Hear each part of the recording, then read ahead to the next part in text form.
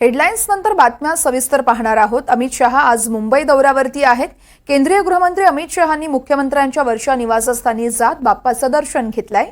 तसेच सागर बंगल्यावर जात त्यांनी उपमुख्यमंत्री देवेंद्र फडणवीस यांच्या घरी देखील बाप्पाचे आशीर्वाद घेतले। अमित शहांच्या हस्ते आरती देखील करण्यात आली आहे। तर अमित शहांनी आज लालबागच्या राजाचं दर्शनही घेतलंय।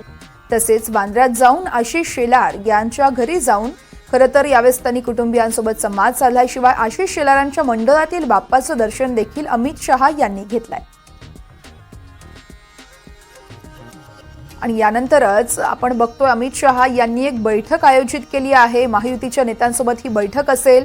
मुख्यमंत्री एकनाथ शिंदे, उपमुख्यमंत्री देवेंद्र फडणवीस आणि उपमुख्यमंत्री अजित पवार यांच्या उपस्थितीत ही महत्त्वाची बैठक असेल।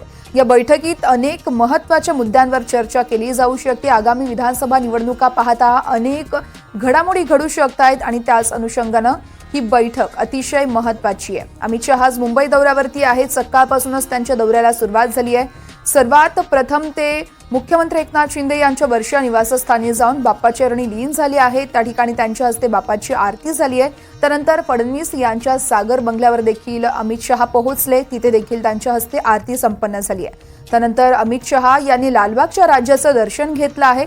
लालबागच्या राजाच्या नथमस खरं तर त्यांनी त्यावेळेस दर्शन घेतलं आणि त्यानंतर शेलारांच्या मंडळातील बाप्पाचं देखील त्यांनी दर्शन घेतलंय।